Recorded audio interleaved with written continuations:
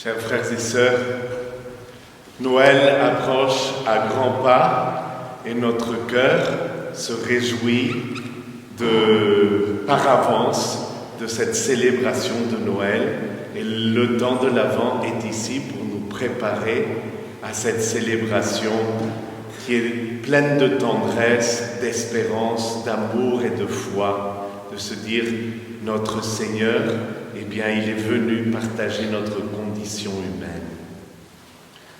Et l'évangile d'aujourd'hui termine par cette affirmation « Tout être vivant verra le salut de Dieu ». Et c'est bien ça la fête de Noël.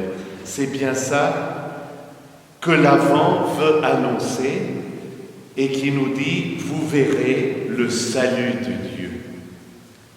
Et c'est justement la contemplation de ce salut en Jésus-Christ qui permet que toutes nos collines, toutes nos vallées, tous les abîmes, eh bien, deviennent un chemin droit à la rencontre du Seigneur. Combien cette vie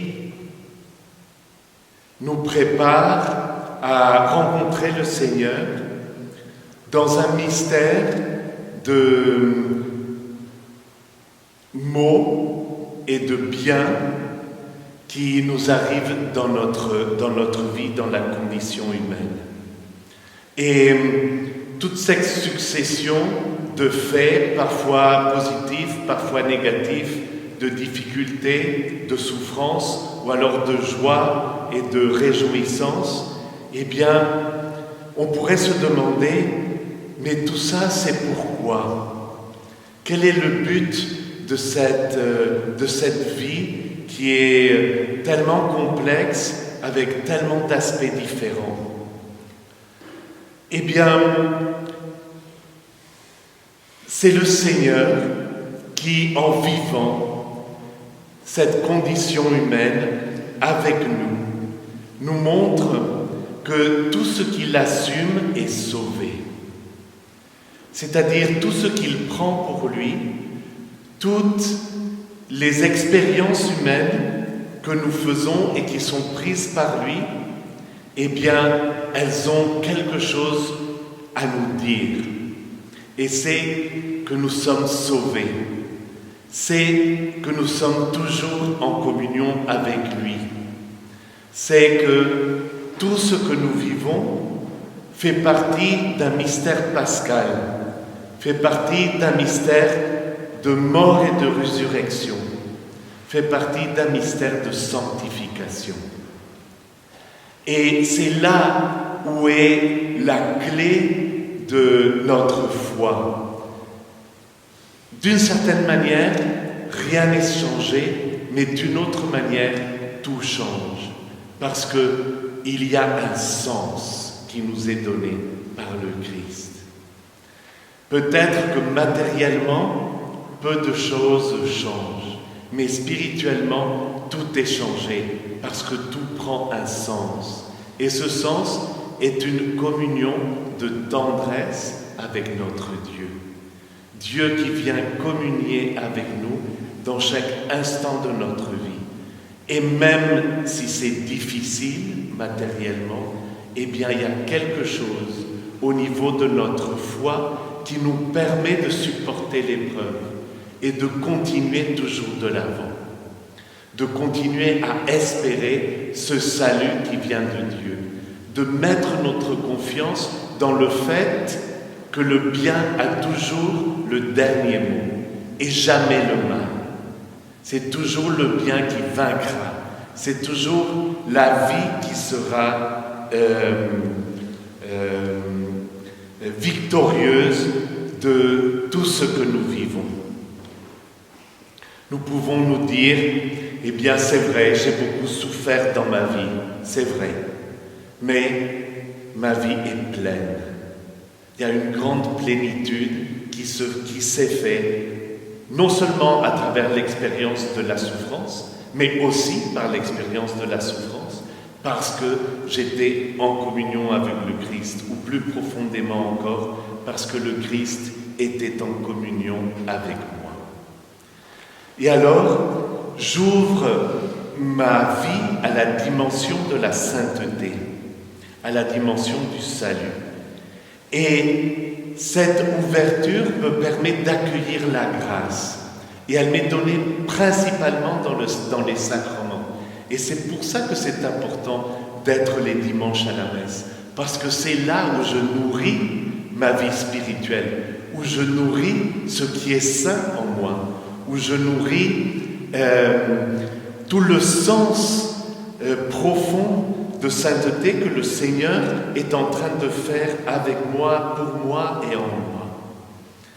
Et alors, cette vie de la grâce prend 3 aspects qui sont en lien avec ce fait que notre vie devient une vie droite et orientée vers le Seigneur dans le sens le plus profond d'une vie de foi vécue en sa présence.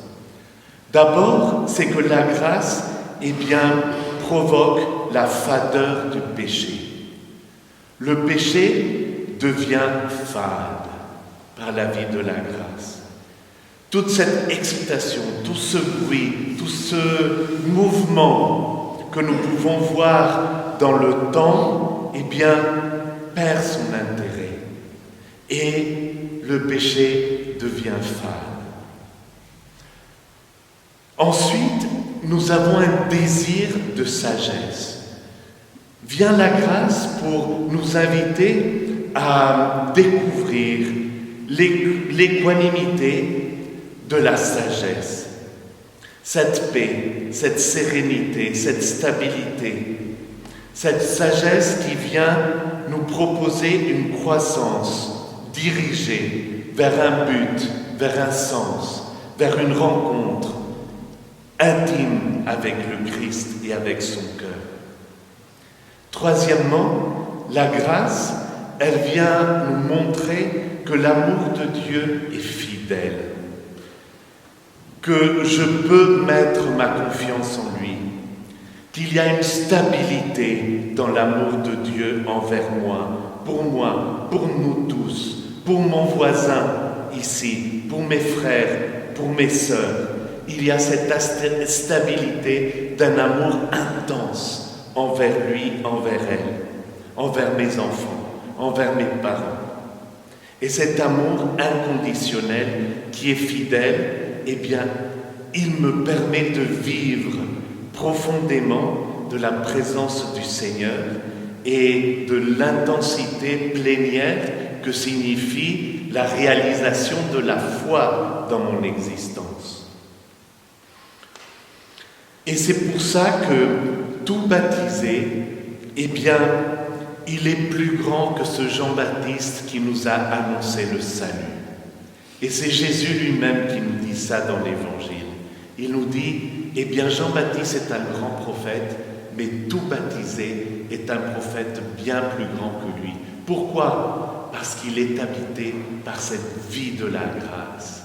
Parce qu'il connaît le mystère le plus profond de l'existence du Christ parmi nous, qui est le mystère pascal.